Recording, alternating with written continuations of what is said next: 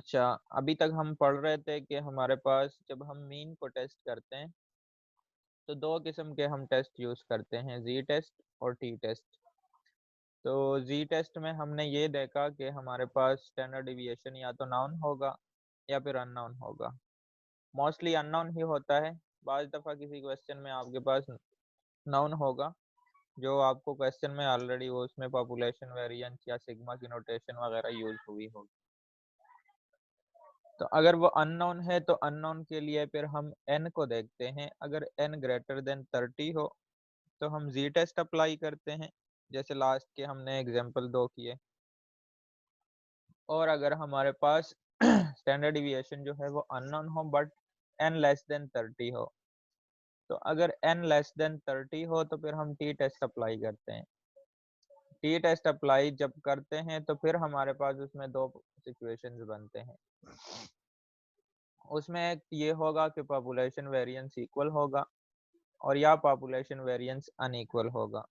तो अब हम ये दो चीज़ें डिसाइड कर लेते हैं और इसको देखते हैं कि कौन सा क्वेश्चन है जिसके अंदर पॉपुलेशन वेरिएंस इक्वल है, उसको सॉल्व करते हैं, और जिसके अंदर पॉपुलेशन वेरिएंस अनइक्वल है उसको भी सॉल्व करते हैं। तो ये दो चीज़ें देख लेते हैं। जो पॉपुलेशन वेरिएंस अगर इक्वल है तो उसके लिए ये वाला फार्मूला यूज करेंगे। ये जो एस पी है ये पूल स्टैंडर्ड डिविएशन है, ठीक है। पी का मतलब होता है पूल, यानी कि दोनों को हमने कंबाइन कर दिया। किस चीज को? सैंपल वेरिएंस 1 को सैंपल वेरिएंस 2 को हमने दोनों को कंबाइन कर दिया, तो उसको हमने एस और सबस्क्रिप्ट में हमने उसका पी लिख दिया, पूल वेरिएंस का नाम दे दिया। और उसको हम इस तरीके से ये वाला फार्मूला भी लगा सकते हैं, एक दूसरा भी फार्मूला है, लेकिन ये जो फार्मूला है ये ज़्यादा इजी है दूसरे की निस्बत। तो आप ये वाला फार्मूला यूज़ कर सकते हो। ये यूज़ करके वैल्यूज इसमें पुट कर देते हैं और इसको कैलकुलेट करते हैं। और इसके लिए जो डिग्री ऑफ फ्रीडम होगी वो आपके पास है v is equal to n1 plus n2 minus 3। और जब वो आप टेबुलेटेड वैल्यू देखोगे तो आपको लास्ट टाइम आप लोगों ने टी टेबल में देखा था, एक साइड पे एक कॉलम बना था डिग्री ऑफ फ्रीडम का। तो उसमें फिर हम डिग्री ऑफ फ्रीडम को देख लेते हैं। अच्छा, अब हम देखते हैं एक एग्जांपल है हमारे पास के from an area planted in one variety of वायोली। इसको पढ़ते हैं वायोली, जी साइलेंट होता है और डब्ल्यू की आवाज निकालता है। रबर प्रोड्यूसिंग प्लांट इसको कहते हैं। 54 plants were selected at random, यानी कि वो कोई प्लांट्स को उसको टेस्ट कर रहा है जिसमें से उसमें एक टाइप ऑफ टाइप्स के हैं और दूसरे हैं एबेरेंट टाइप के। इन दोनों को वो टेस्ट करने जा रहा है, किस चीज़ के लिए?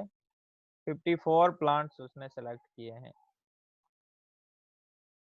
54 plants were selected at random. Of these, 15 were of type and 12 were aberrant.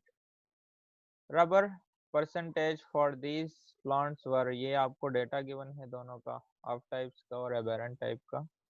वो कह रहा है कि test the hypothesis that the mean rubber percentage of the aberrant is at least 1% more than the mean rubber percentage of type। वो कह रहा है कि ये जो चीज़ है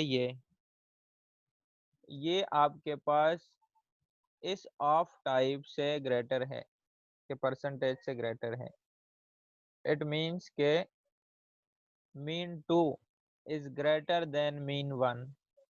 तो सबसे पहले तो आप लोग डिसाइड करोगे H0 और H1 को। फिर उसके बाद चूंकि आपके पास ये देखो एक 15 है और एक 12 है, तो दोनों को अगर आप कंबाइन करो तो आपके पास सैंपल साइज बनता है कितना? 27 का, ठीक है। अब ये जो 27 है ये 27 आपके पास है लेस देन 30। इट मीन्स कि आप लोगों ने ये डिसाइड कर लिया यहाँ से कि आप लोगों ने टी टेस्ट को ही यहाँ पे अप्लाई करना है। दूसरी बात, टी स्टैटिस्टिक में आपको जो चीज़ें चाहिए है वो है आपके पास एक x⁻1 जो कि क्वेश्चन के अंदर नहीं गिवन, वो आप लोग जो डेटा उसने दिया है वहाँ से कैलकुलेट करोगे। एक्स बार टू भी वहां से कैलकुलेट करोगे, जो एस पी है वो भी डाटा से कैलकुलेट करोगे, और सारी चीजें कैलकुलेट करके तो इस टी के अंदर आप लोगों ने पुट करनी है। अब हम आते हैं यहाँ पे पहले एच नॉट और एच वन की तरफ, दोबारा इसी स्टेटमेंट को पढ़ते हैं।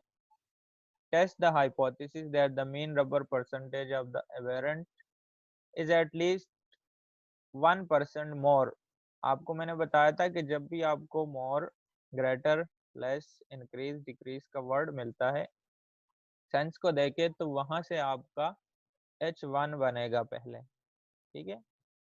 तो यहाँ से अगर आप H1 बनाए तो हम इसको इस तरह लिख सकते हैं कि लेट्स सपोज H1, या इसको आप HA भी कह देते हो, अल्टरनेटिव हाइपोथेसिस को। और उसमें वो क्या कह रहा है कि जो μ2 है, ये देखो ये मीन 2 है, और ये मीन 2 आपके पास ग्रेटर है मीन 1 से। तो हम इसको इस तरह लिख सकते हैं कि पहले हम चूंकि मीन 1 लिखते हैं तो इसको हम लेस की फॉर्म में लिख देते हैं, μ2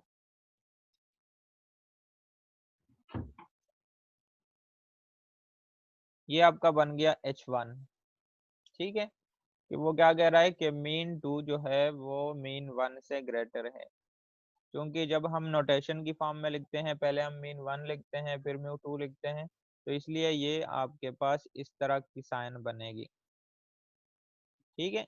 इसका साइन क्या होता है कि जिस साइड पे ये दो लाइंस आते हैं वो वाली साइड ग्रेटर होती है।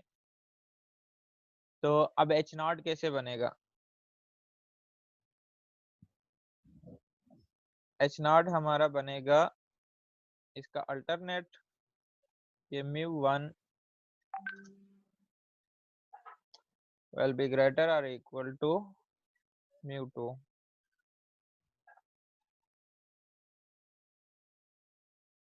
ठीक हो गया।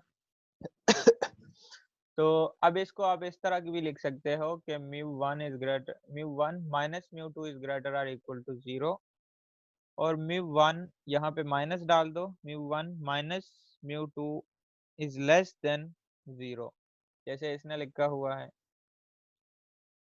ठीक है। और सॉरी यहाँ पे एटलीस्ट 1% है, तो इट मीन्स कि यहाँ पे 1 आएगा, 0 नहीं आएगा। अबेरेंट इज एटलीस्ट 1% मोर, ठीक है।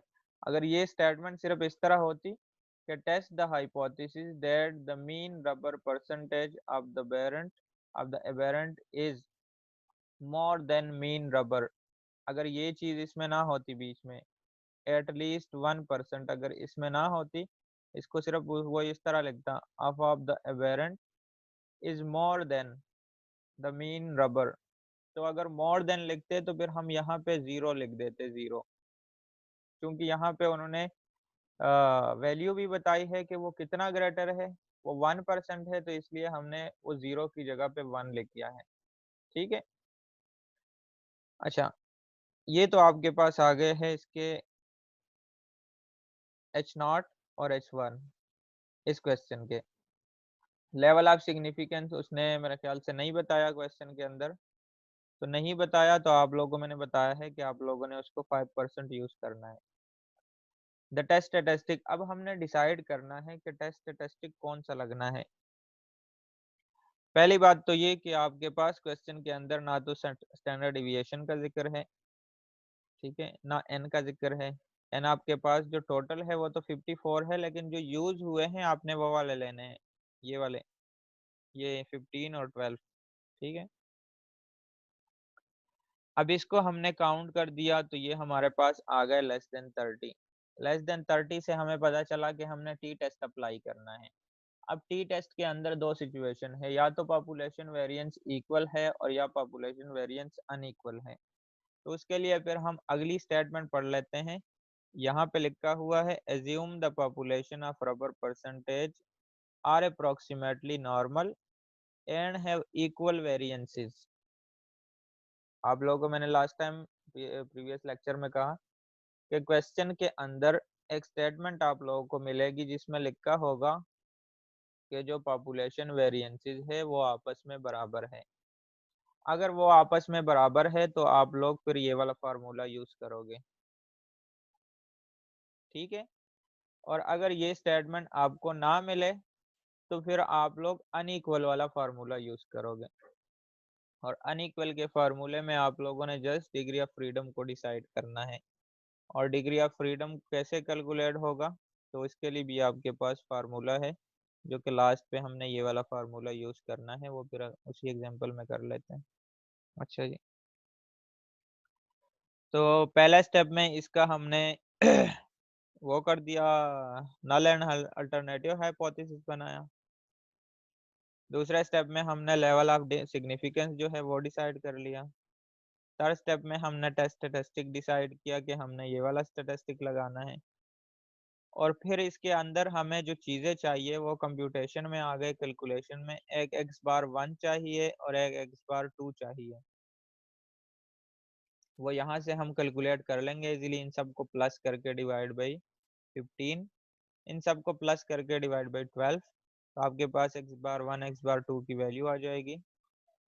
और दूसरा आपके पास जो वो चाहिए फार्मूले के अंदर, ये देखो इसकी वैल्यू आपके पास आ गई, एक्स बार 1 एक्स बार 2 की वैल्यू आ गई। अब आप लोगों ने एस पी को कैलकुलेट करना है, क्योंकि ये इसकी कैलकुलेशन तो ये 1/15 प्लस 1/12 एन 1 15 है, एन 2 जो है वो 12 है। अब नेक्स्ट जो हमने कैलकुलेट करना है वो एस पी को करना है। ठीक हो गया। जब आप लोग एस पी कैलकुलेट करोगे तो उसके लिए आपको सबसे पहले वेरिएंस 1 कैलकुलेट करना होगा, वेरिएंस 2 कैलकुलेट करना होगा। तो आप लोग क्या करोगे कि ये जो आपके पास डेटा गिवन है,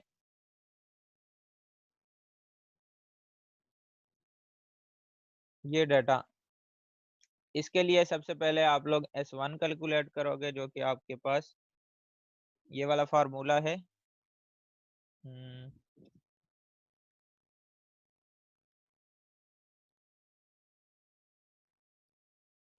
ये वाला फार्मूला है आपके पास।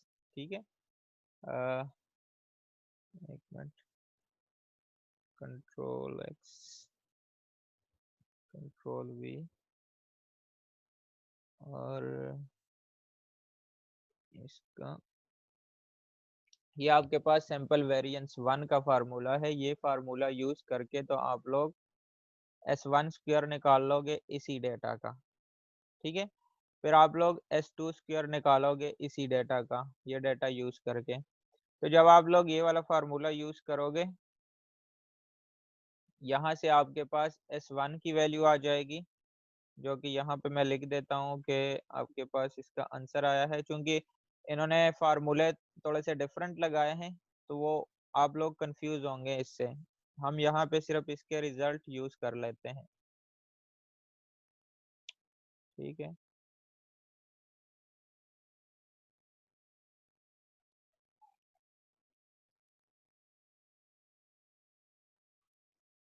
अच्छा, ये देखो इसने एस पी स्क्वायर कैलकुलेट किया है। ओवरऑल जो आपके पास एस पी स्क्वायर का आंसर आया है वो आपके पास आया है 0.86 और 8697।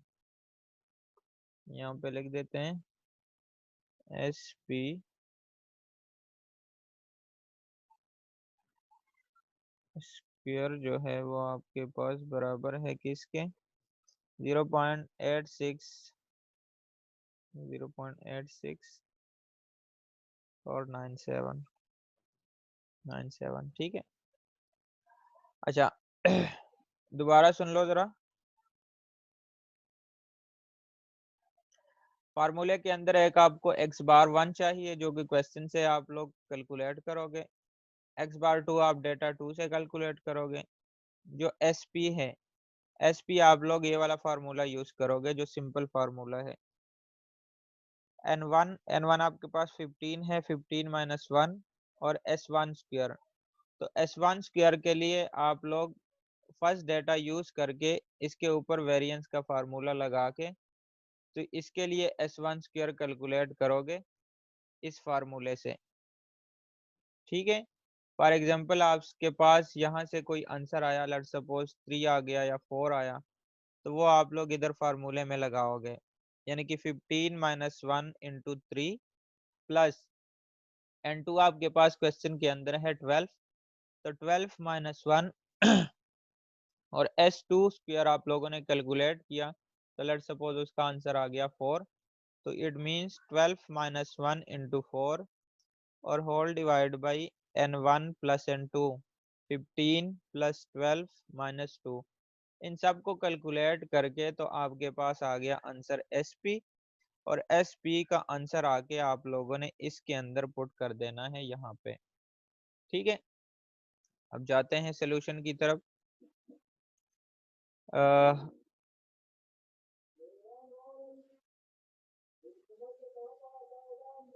ये देखो आप लोग यहाँ तक आ गए। Hence the computed value of our test statistics becomes out to be, ये आपके पास था x बार 1, ये आपके पास है x बार 2, और माइनस जो मीन 1 माइनस म्यू 2 था ना, वो 1% था, जो H0 और H1 आप लोगों ने बनाया था, तो वो कितना है, वो 1 है। लास्ट जो हमने क्वेश्चन किया उसमें 0 था, तो यहाँ पे हम 0 लिख देते या उसको इग्नोर करते। अब चूंकि इस क्वेश्चन में 1 है तो हमने यहाँ पे 1 लिख दिया। ये आपके पास 0.93 SP का आंसर आ गया। ठीक है, ये देखो ये आपके पास SP स्क्वायर का आंसर है, इसका स्क्वायर रूट ले और इसका भी स्क्वायर रूट ले। ठीक है, इसका जब आप लोग स्क्वायर रूट लोगे तो आपके पास ये वाला आंसर आएगा 0.93, और फार्मूले में 1/n1 आपके पास 12 प्लस 1/n2 आपके पास 15, ये वैल्यूज आप लोगों ने लगाए टी स्टैटिस्टिक के अंदर, कैलकुलेट किया, आपके पास आंसर आ गया 0.33। ठीक हो गया। अब क्रिटिकल रीजन पे आते हैं। Since this is left tail test, therefore the critical region is given by, अब ये आपके पास आपने कहाँ से डिसाइड किया कि ये हमारे पास लेफ्ट टेल है या राइट टेल है, तो हम जाते हैं वापस H0 और H1 की तरफ। यहाँ पे देखो ये जो आपका H1 बना है, तो H1 आपके पास लेस देन की फॉर्म में है। ठीक है, और जब आपके पास लेस देन की फॉर्म में हो या ग्रेटर देन की फॉर्म में हो, तो आप लोगों को मैंने बताया था कि वो वन टेल टेस्ट होता है। अब वो जो वन टेल है वो राइट साइड पे है या वो लेफ्ट साइड पे है, तो वो कहाँ से डिसाइड करना है, वो इस साइन से डिसाइड करना है। यहाँ पे ये जो साइन लगा है ये लेस का साइन लगा है। लेस का मतलब होता है कि 0 से लेस वैल्यूज, तो वो माइनस की साइड पे होंगे, इट मींस लेफ्ट साइड पे होंगे। ठीक है, तो इसलिए वो कह रहा है कि since this is a left tail test, therefore the critical region is given by this t, और t 0.05, और आपके पास जो n है वो 25 है, तो t 0.05 और 25 पे आपके पास आंसर आता है t -1.708। ठीक है, टेबल के अंदर आपके पास माइनस नहीं आएगा, ये हमने माइनस इसलिए लगाया है क्योंकि ये आपके पास लेफ्ट टेल टेस्ट है। ठीक है, तो ये माइनस हमने अपनी तरफ से लगाया है। जो टेबल के अंदर आपको वैल्यूज मिलेंगी वो सारी प्लस की फॉर्म में मिलेंगी, आप लोगों ने प्लस माइनस अपने अल्टरनेटिव हाइपोथेसिस से डिसाइड करना है। क्लियर है, तो फिर हम क्या करते हैं कि ये जो कैलकुलेटेड वैल्यू है इसको मैच करते हैं, कंपेयर करते हैं टेबुलेटेड वैल्यू के साथ। कंक्लूजन पे आते हैं। Since the computed value of t 0.33 falls in the acceptance region, therefore we accept H0, we may conclude that the mean rubber percentage of the aberrant is at least 1% more than the mean rubber percentage of type। वो कह रहा है कि ये जो आपके पास 0.33 है ये हमारे पास आता है एक्सेप्टेंस रीजन में। कैसे एक्सेप्टेंस रीजन में आता है, तो यहाँ पे लिख देते हैं कि ये देखो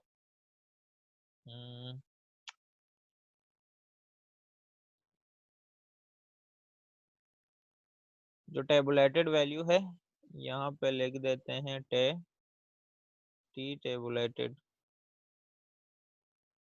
टेबुलेटेड वैल्यू आपके पास आ गई है, कौन सी, -1 और कितनी है, 708, -1.708। और जो टी कैलकुलेटेड वैल्यू है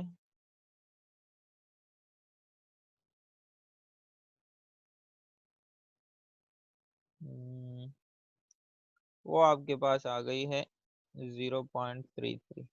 ठीक हो गया। अब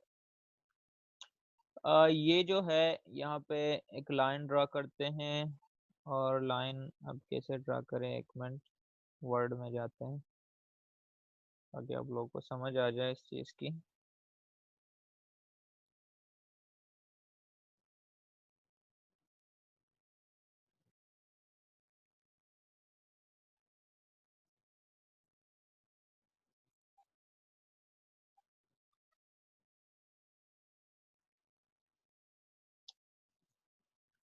अच्छा जी, इंसर्ट टेबल ड्रॉ।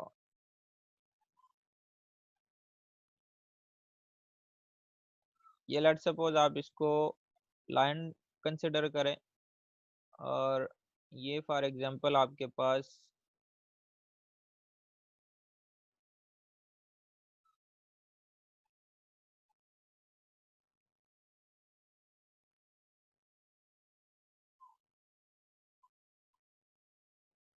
अच्छा ठीक है,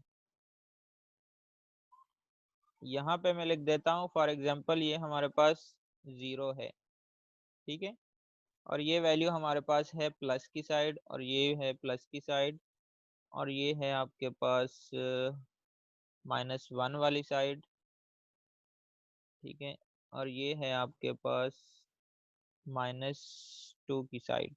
ठीक है, ऐसे होता है ना जब ग्राफ बनता है, ये आपके पास है 0, ये आपके पास है 1, ये है +2, इस साइड पे होता है -1 -2। अब जो हमारे पास ये दो चीज़ें आई है, ये कॉपी करते हैं इसको, और इसको यहाँ पे पेस्ट कर लेते हैं। अच्छा, अब आप देखो कि जो टी टेबुलेटेड है वो है 1.7। इट मीन्स के वैल्यू कहीं पे आ रही है यहाँ पे, इस 1 और इस 2 के इधर कोई दरमियान में।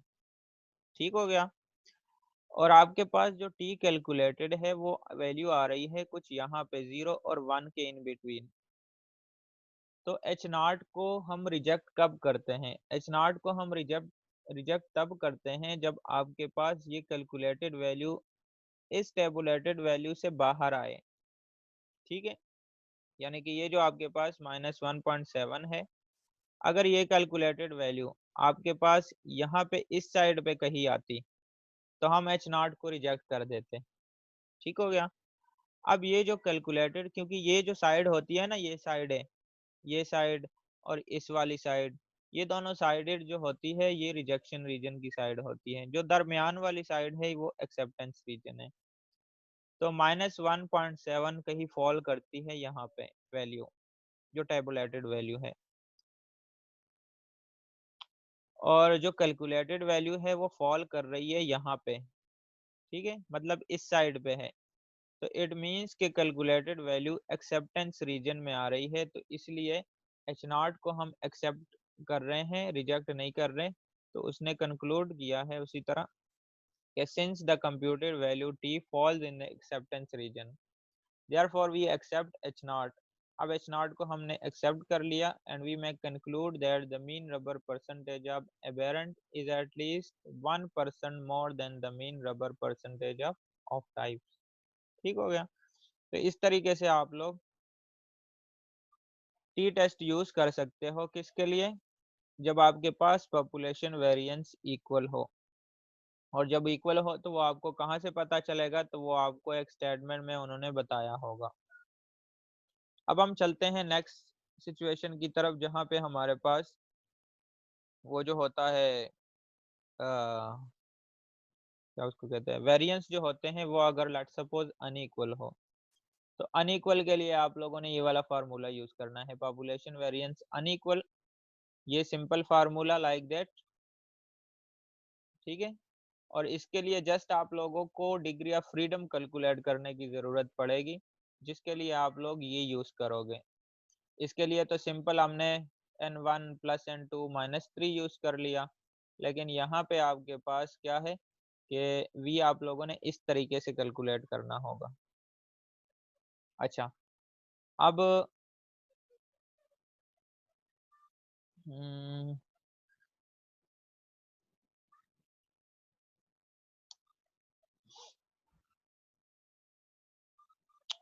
वो जो टी टेबल मैंने आप लोगों को भेजा था, तो उसमें आप लोग देखोगे T0.05 पे और N25 पे, ठीक है, सॉरी V25 पे। ये 25 कहाँ से आ गया, तो ये 25 आपके पास जो V था ना, V किसके बराबर था, V बराबर था N1 प्लस N2 और माइनस 2 के। तो V आपके पास 25 कैसे आ गया, N1 आपके पास 15 था, N2 आपके पास 12 था, और माइनस 2 करो तो ये आपके पास आंसर आ जाता है 25। ठीक हो गया, तो ये आपके पास टेबुलेटेड वैल्यू इस तरह से आप लोग देखोगे। क्लियर है। अच्छा, अब हम दूसरे सिचुएशन की तरफ आते हैं कि जो टी है, अगर लेट सपोज वो उसमें जो पॉपुलेशन वेरिएंस है वो अनइक्वल हो, test statistic for no difference in mean unequal variances, तो आप लोगों ने ये वाला फार्मूला यूज करना है, टेस्ट स्टैटिस्टिक ये यूज होगा। लेकिन उसके लिए आपको डिग्री ऑफ फ्रीडम कैलकुलेट करने की जरूरत पड़ेगी, जो कि आप इस तरीके से कैलकुलेट करोगे। ये आपके पास सैंपल 1 का वेरिएंस है, ये आपके पास सैंपल 2 का वेरिएंस है, ये भी सैंपल 1 का वेरिएंस है, ये भी सैंपल 2 का वेरिएंस है, ये आपके पास n1 है सैंपल साइज, ये आपके पास n2 सैंपल साइज है। ये सारी चीजें या तो आपको ऑलरेडी कैलकुलेटेड फॉर्म में मिलेगी क्वेश्चन के अंदर, या आपको उसी तरह डेटा गिवन होगा और डेटा के अंदर आपको ये चीजें कैलकुलेट करनी पड़ेगी, सैंपल 1 का वेरिएंस और सैंपल 2 का वेरिएंस और फिर उसके अंदर जो आपके आंसर्स आएंगे वो इसमें आप लोगों ने लगा के तो इसको कैलकुलेट करना है। चलो बहरहाल इसको देख लेते हैं जरा।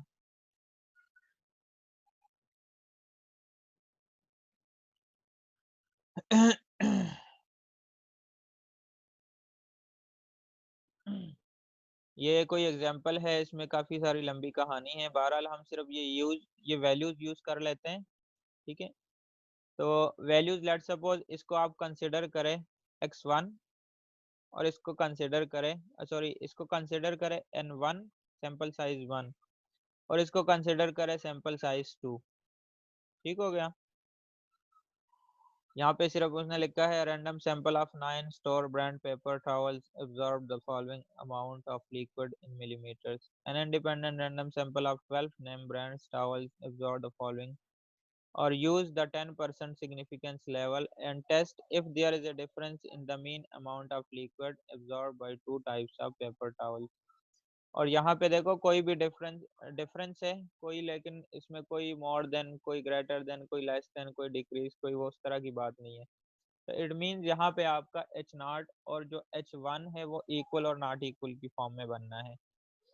हम बहरहाल सिर्फ ये वैल्यूज यूज कर लेते हैं, और ये जो क्वेश्चन है, इस क्वेश्चन से लेके, स्टार्ट से लेके क्वेश्चन के यहाँ तक एंड तक हमें कोई इस तरह की स्टेटमेंट नहीं मिल रही जिससे हमें ये पता चले कि हमारे जो पॉपुलेशन वेरिएंसेस है वो इक्वल है। ठीक है। ये बहरहाल आप लोग सारा क्वेश्चन अगर पढ़ोगे ना, तो कहीं पे आपको स्टैंडर्ड डिविएशन का भी जिक्र नजर नहीं आएगा, कहीं आपको ये भी लिखा नजर नहीं आएगा कि आपके जो पॉपुलेशन वेरिएंसेस है वो इक्वल है या अनइक्वल है। अगर आपको बताया हो कि वो इक्वल है तो फिर प्रीवियस फार्मूला यूज करोगे जो लास्ट क्वेश्चन में यूज हुआ। और इस क्वेश्चन के अंदर आप देखो तो हमारे पास कोई भी इक्वलिटी का जिक्र नहीं है वेरिएंसेस का, तो हम उसको कंसिडर करेंगे कि इसके जो पॉपुलेशन वेरिएंसेस है वो अनइक्वल हैं। ठीक है। और ये हमारे पास सैंपल 1 है और ये हमारे पास सैंपल 2 है। तो अब अच्छा जी, एक मिनट वेट करो, मैं ज़रा ये चार्जर लगा लूँ। अच्छा जी, तो ये हमारे पास है सैंपल 1 और ये हमारे पास है सैंपल 2, और हमारे पास क्वेश्चन के अंदर कोई भी पॉपुलेशन वेरिएंस की इक्वलिटी का जिक्र नहीं है। तो हम इसमें टी स्टैटिस्टिक इसलिए यूज कर रहे हैं क्योंकि हमारे पास ये जो सैंपल साइज है ये लेस देन 30 है। ठीक है, और पॉपुलेशन स्टैंडर्ड डिविएशन का भी जिक्र नहीं है, तो इसलिए हम टी टेस्ट की तरफ जाते हैं। और टी टेस्ट में हम फार्मूला यूज कर रहे हैं पॉपुलेशन वेरिएंस अनइक्वल का। तो इसके लिए सबसे पहले तो हमें चाहिए कौन कौन सी चीजें। एक हमें चाहिए एक्स बार 1, जो कि हम उससे इजीली कैलकुलेट कर लेंगे सैंपल 1 से। एक हमें चाहिए ये चीज मीन 2, सैंपल मीन 2, वो भी हम डेटा से इजीली कैलकुलेट कर लेंगे। एक हमें चाहिए S1 स्क्वायर, जो कि हम ये वाला फार्मूला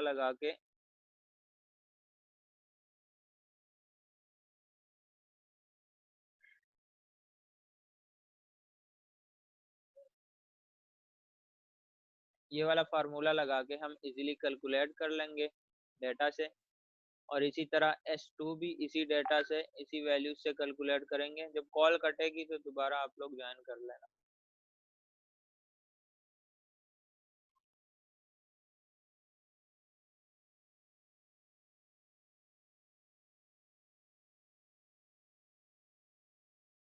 अच्छा, तो S1 और S2 भी हमने कैलकुलेट कर लिया। अब हमें जो चाहिए चीज तो वो है कि डिग्री ऑफ फ्रीडम हम कैसे डिसाइड करें। तो चूंकि हमारे पास अनइक्वल वेरिएंसेस है, तो उसके लिए हम डिग्री ऑफ फ्रीडम जो हम लगाते हैं ना, ये वाला, कि ये जब हम टेबुलेटेड वैल्यू देखते हैं तो हम ऐसे करके लिखते हैं कि alpha T alpha T alpha, और साथ में लिख देते हैं ब्रैकेट में वी।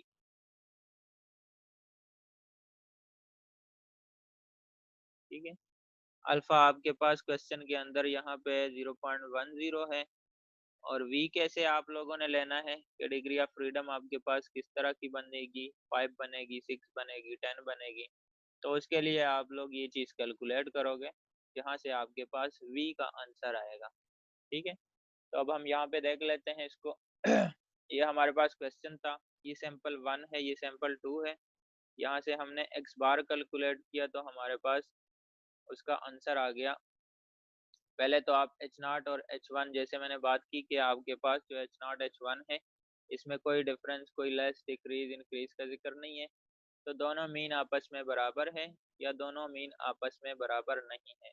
इट मीन्स कि ये आपके पास टू टेल टेस्ट है। और इसको आप ऐसे भी लिख सकते हो कि mean 1 minus mean 2 is equal to 0। और H1 में आप लोग लिखोगे mean 1 minus mean 2 is not equal to 0। यानी कि दोनों फॉर्म आप लोग यूज कर सकते हो, ये वाला भी और वो दूसरा भी। अच्छा, यहाँ पे आप देखो कि पहले में हमारे पास 9 ऑब्जर्वेशन है जो सैंपल 1 है, और सैंपल 2 के अंदर हमारे पास 12 ऑब्जर्वेशन है। पहले का जो मीन हमने कैलकुलेट किया X summation X I over N से, जो हमने फार्मूला लगाया, मीन हमारे पास एक्स बार 1 आ गया 6.44। ठीक है, इसी तरह जब हमने मीन 2 कैलकुलेट किया तो उसका आंसर हमारे पास आया 9.417। ये आप लोग खुद कैलकुलेट करोगे, ये जस्ट मैं आपको आंसर बता रहा हूँ। पहले का स्टैंडर्ड डिविएशन हमने कैलकुलेट किया तो वो आ गया 3.32, और दूसरे सैंपल का स्टैंडर्ड डिविएशन हमने कैलकुलेट किया वो आ गया 1.621। क्लियर है? अब आप लोग सबसे पहले तो ये तो आपके पास सारी चीजें आ गई, ये सारी चीजें उठा के आप लोग इसमें पुट कर दोगे इस फार्मूले के अंदर। तो यहाँ से तो आपके पास टी कैलकुलेटेड की वैल्यू आ जाएगी। यानी कि आपके पास अब स्टैंडर्ड डिविएशन 1 भी है, स्टैंडर्ड डिविएशन 2 भी है, N1 भी है, N2 भी है, एक्स बार 1 भी है, एक्स बार 2 भी है। तो इसमें वैल्यूज पुट करके तो आप उसको इजीली टी कैलकुलेटेड की वैल्यू आ जाएगी। अब जो टी टेबुलेटेड है, ये चीज टी टेबुलेटेड में एक हमें अल्फा चाहिए जो कि क्वेश्चन के अंदर गिवन है, और वो आपके पास 0.10 है, 0.10। ठीक है, ये आपको क्वेश्चन में दिया गया है, नहीं दिया गया तो आप 5% यूज करें। लेकिन एक जो चीज अब अनइक्वलिटी में आ रही है प्रॉब्लम, वो है वी की, यानी डिग्री ऑफ फ्रीडम की। इसके लिए डिग्री ऑफ फ्रीडम फिर कैसे कैलकुलेट करोगे, तो इसके लिए ये वाला फार्मूला आप लोगों ने यूज करना है, और ये वाला फार्मूला इसने यूज किया हुआ है जो कि आपके सामने है। Degree of freedom S1 square over N1 plus S2 square over N2 ऊपर वाले का होल स्क्वायर, यानी कि पहले इसको कैलकुलेट करो, फिर इसको कैलकुलेट करो, फिर दोनों को प्लस कर दो, और फिर लास्ट पे उसका स्क्वायर लो। ठीक हो गया।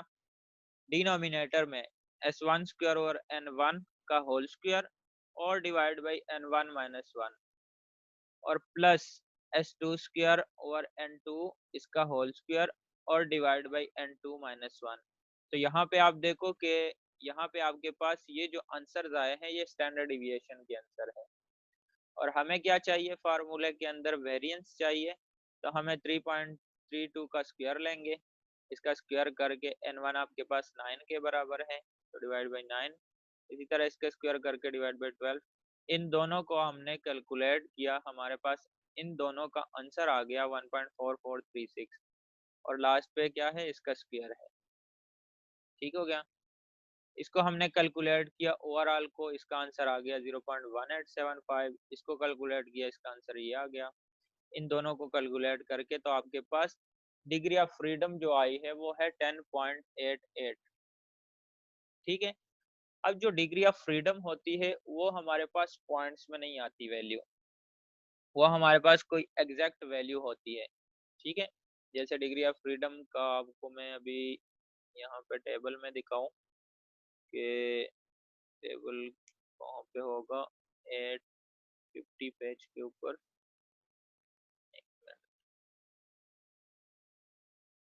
टी टेबल आपको शायद मैंने लास्ट लेक्चर में भेजा भी था, इसको फिर से देख लेते हैं। ये आपके पास टी डिस्ट्रीब्यूशन का टेबल है। यहाँ पे देखो कि ये जो साइड आप लोगों को नजर आ रही है, इसमें ये ऊपर यहाँ पे लिखा हुआ है डिग्री ऑफ फ्रीडम। ठीक हो गया। अब डिग्री ऑफ फ्रीडम में आप ये वैल्यूज देखो तो ये आपके पास एग्जैक्ट वैल्यूज आने चाहिए। ठीक है। अगर आपके पास पॉइंट्स में वैल्यूज आती है, जैसे इसका आंसर आया था अभी, अब उन्होंने वैल्यूज ली है 0.05 पे, और 0.05 पे जो वैल्यू है वो आपके पास है 1.812, सॉरी 0.05 पे वैल्यू है 2.228, और क्वेश्चन में हमें जो अल्फा दिया गया है वो 0.10 है, और इस पे आपके पास आंसर आता है 1.812। उसने 10 को यूज किया है और आंसर हमारा आया है 10.88, तो आप उसको राउंड अप करके 11 भी लिख सकते हो। तो 11 पे आपके पास फिर आंसर आएगा इसका 1.796। ठीक हो गया। तो इस तरीके से आप टेबल देख सकते हो। बताने का मकसद ये था कि आपके पास जो डिग्री ऑफ फ्रीडम है उसको जब आप कैलकुलेट करते हो सकता है कि आपके पास जो आंसर है वो डेसिमल की फॉर्म में आए। तो वो जो डेसिमल की फॉर्म में आता है उसको आप लोगों ने राउंड अप करके कोई एग्जैक्ट फिगर ले लेनी है। ठीक है। उसने 10 लिया हुआ है, आप बेशक 11 भी ले सकते हो। कहीं आपके पास कोई दूसरा क्वेश्चन है उसमें आपके पास लेट सपोज कोई पॉइंट में वैल्यू आती है, तो आप उसको राउंड अप करके तो उसकी डिग्री ऑफ फ्रीडम फिर यहाँ से आप देख सकते हो। ठीक हो गया। वापस चलते हैं क्वेश्चन की तरफ।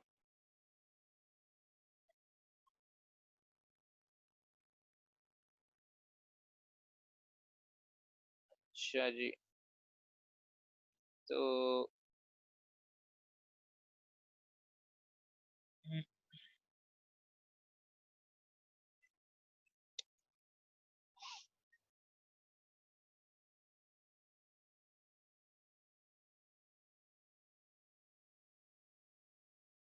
अच्छा ये देखो, तो ये आपके पास डिग्री ऑफ फ्रीडम का आंसर अब यहाँ पे आ गया हमारे पास 10.88, उसने उसको राउंड अप करके तो 10 ले लिया, अब उसको 11 लो, राउंड अप करके तो 11 भी ले सकते हो।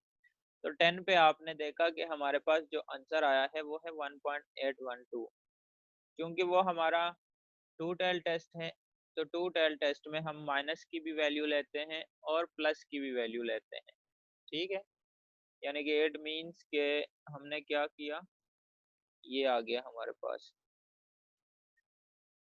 और इसको हम लिख देते हैं, क्योंकि ये टू टेल टेस्ट है तो इसको हम एब्सोल्यूट की लाइनों में लिख देते हैं, क्योंकि इससे एक आंसर प्लस की फॉर्म में निकलता है और एक माइनस की फॉर्म में निकलता है।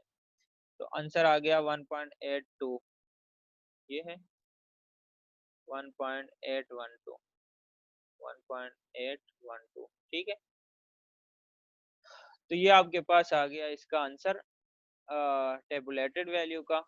तो अब आप इसको इजीली कंपेयर कर सकते हो कि आपके पास जो टी कैलकुलेटेड था, टी कैलकुलेटेड आपके पास बराबर है -2.478 के, और जो टेबुलेटेड वैल्यू है वो है -1.81 के।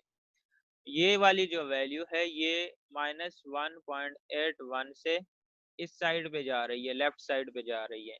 इट मीन्स कि ये एक्सेप्टेंस रीजन से बाहर है, रिजेक्शन रीजन में फॉल कर रही है। जैसे यहाँ पे मैं आप लोग को दोबारा से लिख के दे देता हूँ, ये देखो,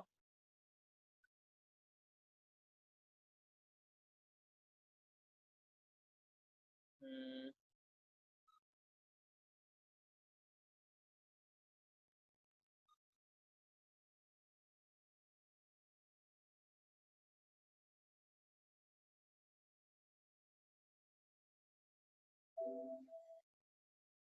यहाँ पे मैं लिख देता हूँ, टेबुलेटेड वैल्यू जो है वो आपके पास आई है -1.812, माइनस नहीं है, प्लस माइनस है, प्लस माइनस। और जो कैलकुलेटेड वैल्यू आपके पास आई है वो है आपके पास कितनी है, -2.478, -2.478। कंट्रोल सी, इसको यहाँ पे लगा देते हैं, कंट्रोल वी कर देते हैं। अब आप देखो कि लेट्स सपोज ये आपके पास वही वो जो कर्व बनती है ना, कर्व तो आप इसके ऊपर नहीं बना सकते क्योंकि वर्ड है, लेकिन वैसे ये जो लाइन होती है, लाइन में आपके पास ये जीरो है, इस साइड पे प्लस की वैल्यूज है, इस साइड पे माइनस की वैल्यूज है, लेफ्ट साइड पे। तो अब आप देखो इसको हम कंपेयर करने लगे हैं, क्योंकि कैलकुलेटेड वैल्यू हमारे पास आती है, सॉरी आई है माइनस में, इसलिए हम जस्ट ये माइनस वाली साइड देख लेते हैं। यहाँ पे टेबुलेटेड वैल्यू का आंसर आपके पास आया है 1.812, यानी कि वैल्यू यहाँ पे कोई फॉल कर रही है इस 2 और 1 के इन बिटवीन। और जो कैलकुलेटेड वैल्यू है वो -2.4 है। इट मीन्स कि कैलकुलेटेड वैल्यू फॉल कर रही है इधर 2 और 3 के इन बिटवीन। ठीक है, तो इट मीन्स कि ये कैलकुलेटेड वैल्यू इस टेबुलेटेड वैल्यू से इस साइड पे आ रही है जो कि रिजेक्शन वाली साइड है। तो इट मीन्स कि हम एच नॉट को रिजेक्ट कर देते हैं। ठीक है और जब एच नॉट हमारा रिजेक्ट होगा तो हम ये डिसाइड करेंगे कि दोनों जो पॉपुलेशन है उसके मीन आपस में बराबर नहीं है। ठीक हो गया उसने लिखा है the computed value of T is less than the lower critical value. Less than इसलिए कहा है क्योंकि माइनस में वैल्यू जितनी बड़ी होती जाती है उतनी छोटी होती जाती है, यानी कि -1 इज ग्रेटर देन -2। क्लियर है, तो इसलिए उसने कहा है कि less than lower critical, so our decision is to reject the null hypothesis and we conclude that this the mean absorption rate for the two towels is not the same. ठीक हो गया, कि जो दोनों हमने जस्ट उससे data लिया था और हमने ये कह दिया कि जो दो सैंपल हमें गिवन है उन दोनों के जो पॉपुलेशन मीन्स है वो आपस में बराबर नहीं है। उन्होंने यहाँ पे कोई टॉवल्स लिए है और टॉवल्स की ना वो एब्जॉर्प्शन को टेस्ट करने जा रहे हैं कि दोनों जो टॉवल्स है दोनों सैंपल के उसके वो जो एब्जॉर्प्शन लेवल है आया वो आपस में बराबर है या बराबर नहीं, या बराबर नहीं है। तो यहाँ पे उसने एच नॉट को रिजेक्ट कर दिया कि जो टॉवल्स थे दो किस्म के, उन दोनों टॉवल्स के जो एब्जॉर्प्शन लेवल है या जो एब्जॉर्प्शन रेट है वो आपस में बराबर नहीं है। तो इस तरीके से आप लोग टी टेस्ट को यूज कर सकते हो। पहली सिचुएशन में पॉपुलेशन वेरिएंसेस इक्वल होंगे तो ये वाला फार्मूला यूज करोगे, पॉपुलेशन वेरिएंस अनइक्वल हो तो ये वाला फार्मूला यूज करोगे, और अनइक्वल के लिए आप लोगों को just degree of freedom calculate करने की जरूरत पड़ेगी। ठीक हो गया। तो ये आज के लेक्चर में आप लोगों ने जी टेस्ट और T test, two sample test के लिए आप लोगों ने इसको अप्लाई किया। दोबारा से थोड़ा सा रिवाइज करके, स्टैंडर्ड डिविएशन नॉन है तो फिर एन को नहीं देखते, फिर हम जी टेस्ट लगाते हैं। ठीक है। स्टैंडर्ड डिविएशन अननोन है, अननोन अगर है तो फिर एन को देखते हैं, एन ग्रेटर देन 30 हो तो लेस जी टेस्ट लगाते हैं, और अगर लेस देन 30 हो तो फिर उसमें दो चीजें देखते हैं, या तो पॉपुलेशन वेरिएंस इक्वल है या पॉपुलेशन वेरिएंस अनइक्वल है। अगर पॉपुलेशन वेरिएंस इक्वल है तो ये वाला फार्मूला यूज करना है, पॉपुलेशन वेरिएंस अनइक्वल है तो ये वाला फार्मूला यूज करना है। ये आप लोगों का ओवरऑल लेक्चर था, और कैलकुलेशन तो जारी बात है आप लोगों ने खुद करनी है।